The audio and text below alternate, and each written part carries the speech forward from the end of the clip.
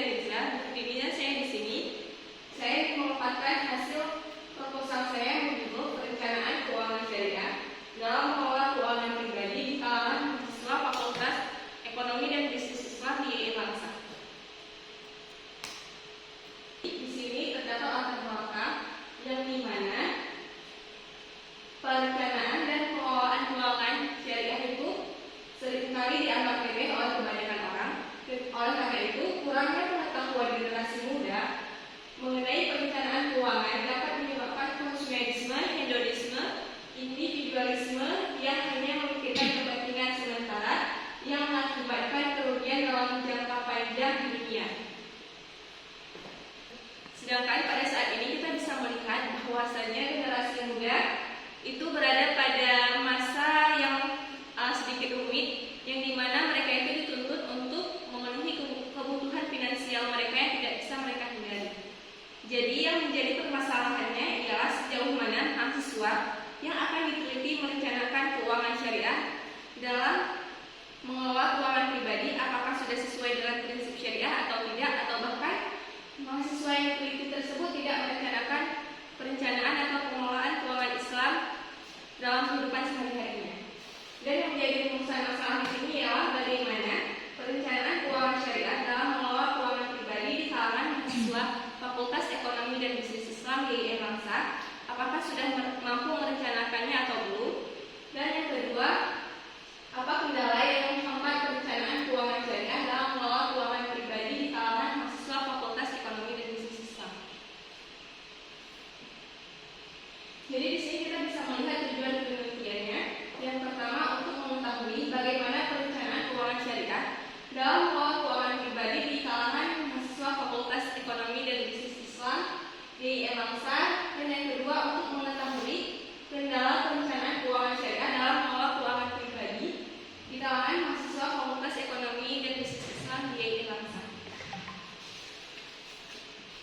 Jadi di sini definisi perencanaan keuangan syariah yaitu perencanaan keuangan syariah yang merupakan proses perencanaan suatu kehidupan yang lebih baik dengan melakukan perencanaan pemilihan serta pengelolaan kekayaan dan keuangan dalam kehidupan untuk jangka pendek, menengah dan panjang, baik di dunia maupun di akhirat. Jadi di sini perencanaan keuangan Islam itu sangat penting untuk kita sebagai manusia untuk mendistribusikan harta kita kepada hal yang bermanfaat, misalnya untuk kemaslahatan umat.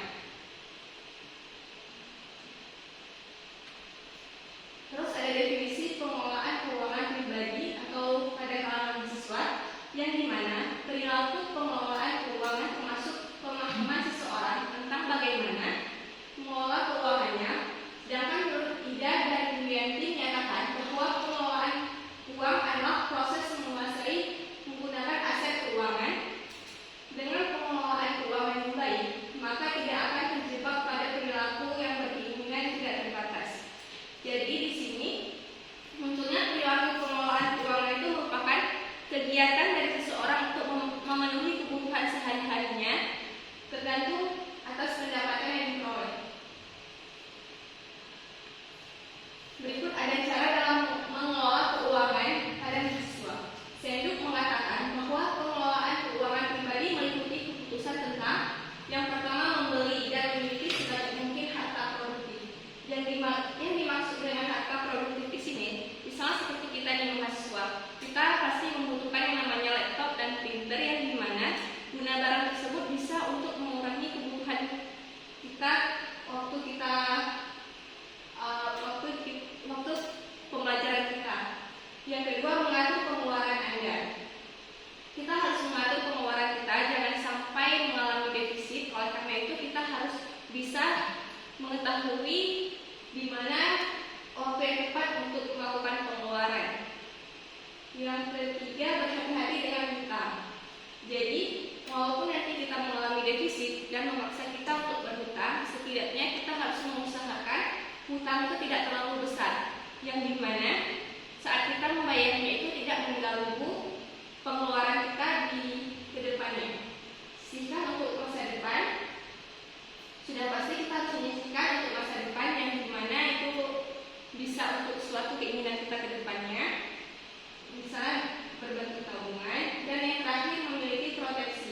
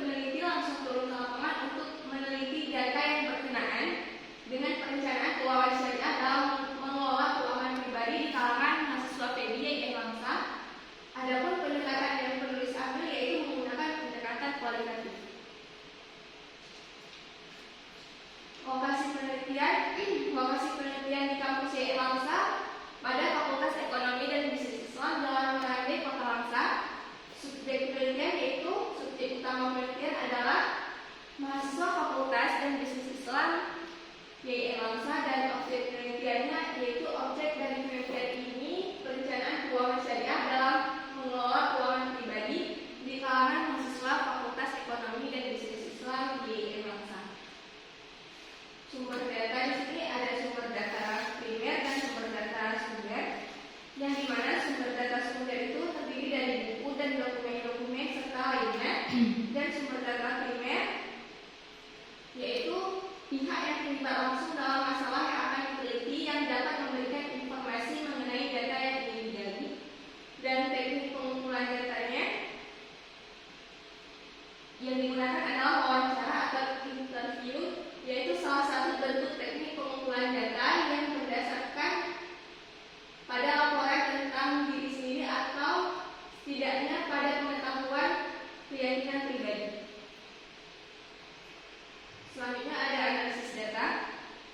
Analisis data di sini yaitu menggunakan teknik analisis deskriptif, yaitu metode yang dilakukan untuk memecahkan masalah dengan cara mengumpulkan data, menyusun, serta menganalisis kemudian diuraikan. Sekian dari hasil proposal saya, lebih dari kurang saya mohon maaf.